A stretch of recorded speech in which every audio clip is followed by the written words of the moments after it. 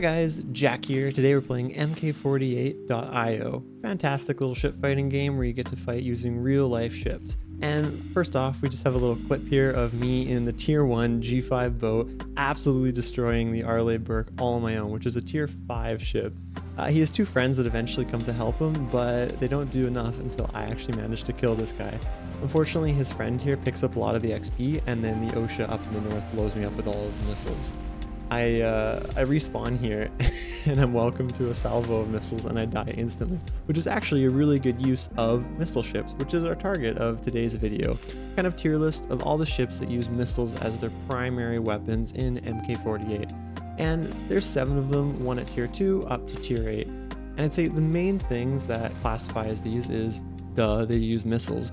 But also generally they don't have a ton of HP, they're usually pretty quick, and they're best used from afar where, missiles are the best and not up close.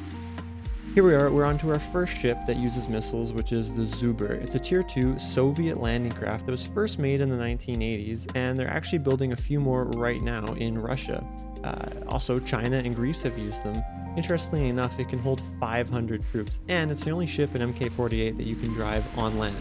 It's a really good ship, I love it, and I give it a tier A rating, and I'll talk more about my ratings later on. We're on to the OSHA, which again is a Soviet motor torpedo boat, and it was constructed from the 60s until 73, and they're still in service. Its primary weapon is 4 missiles, which are really good, just like the next ship in line, which is the Bunyan, a tier 4, again, Russian missile corvette, which was built from the 2000s until now. Interestingly enough, these ships are capable of carrying nuclear missiles, and both of them get a ranking of B. And just like that, we're already on to the tier 5 Visby, which is the first non-Soviet or Russian ship. It's actually a Swedish missile corvette. This ship was built in the 2000s, and they were only fully functional in 2015 because they have a lot of delays and none of their weapon systems were ready. They're very lightweight, and their weird design that you might have seen in the picture makes the ship very difficult for enemy radar to detect them. But unfortunately, it's not a great ship because the Arleigh Burke, which is a destroyer, same class tier 5, is pretty much just better in every single way, which is why it gets a crap rating of C. Anyways, now we're on to tier 6, the Freedom, which is classified as a littoral combat ship, and that just means it's designed to fight in shallow water, like right up near the shore or in rivers and estuaries. It was built by the US from the 2000s up to the present day. Its design had some numerous failures because engines were always breaking, unlike the Skjold, which you see on screen, and that's a Norwegian missile corvette. It gets a ranking of B, which is a lot better than the Freedom's ranking of C, same as the Visby, bad.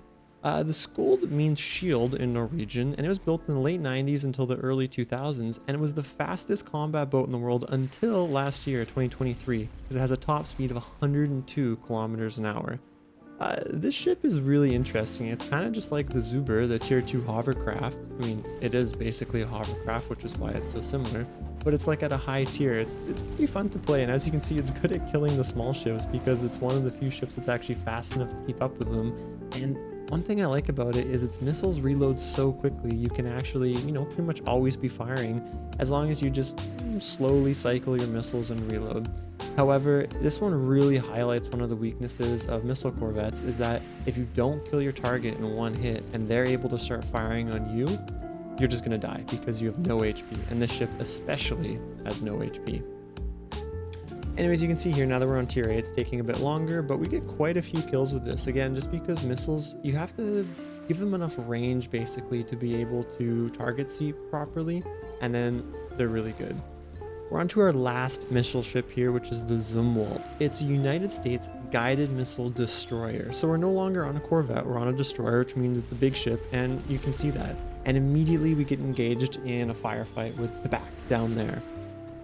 One thing I'll say about the Zumwalt is it's designed around its gun, the weapon system 3 there, and it's really good. You can see how quickly it fires and hits the enemy ship there. It does some good damage.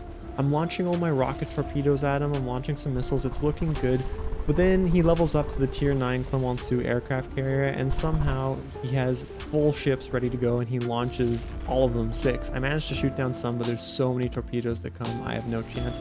Just like when I respawn in the Freedom and there's 2 buddies sitting next to each other, they launch like 12 missiles at me and I die right away.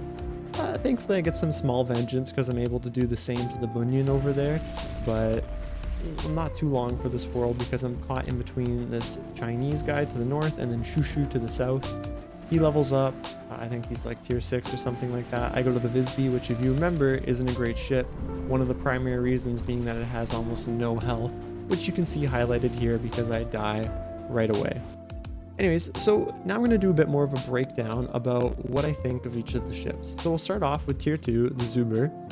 It's, like I've said before, it's really good. It's fast, has a good reload, and it's very good at killing tier 1 and 2.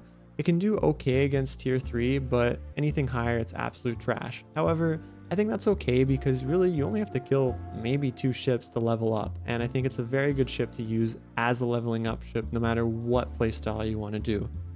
Next up is the Osha and Bunyan, the tier 3 and tier 4, which are very similar, which is why they have the same ranking of B. They both have 4 missiles, guided missiles that can shoot out of them, and only a single gun that shoots a bullet.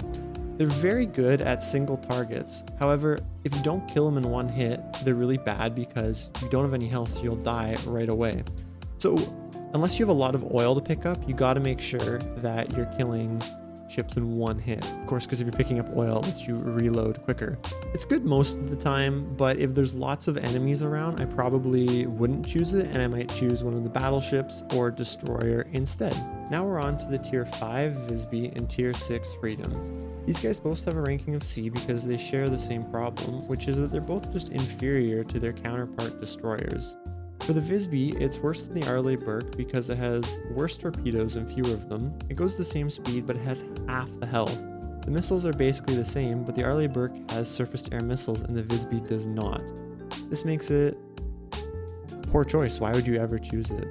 Next is the Freedom. It has worse missiles, no torpedoes again. It does reload a little bit faster, which makes it better at killing, low HP ships. But again, it really struggles because it has less HP. No torpedoes again makes it worse against subs. And then for the last 2 ships, we're on to ships that are actually kind of good. The Skold gets a ranking of B because it's like a high tier Zuber. It's really good at picking off weak ships and any lower tier ships. However, it's very bad against any full HP ships that have a large health pool. You can't deal enough damage to kill them in one salvo, and your health is so low that they'll destroy you very easily. However, if you play smart and just absolutely mog lower tier ships, it can be really fun. B. And then finally, we're on to our last ship, the tier 8 Zumwalt. Fantastic ship. It has great anti-air missiles, really good gun that goes very far, very fast, and hits very hard. It has great Tomahawk missiles for long range, and then the rocket torpedoes and helicopter are good for deterring subs. Overall, I'll reiterate some of the points that I've said in that missile cruisers are really good for picking off a single target or multiple weak targets. You want to destroy them from afar because you don't have the health to engage in a firefight, and from afar is where your missiles are most effective. If you use your speed and game sense to pick your battles, you can have a good time. Or if you're in a fleet with multiple ships, you can really destroy everybody because you can just blow them up from afar. So if you play smart, I can give the missile cruisers overall a ranking of B. Thanks for watching, guys. Subscribe if you enjoyed, and take care.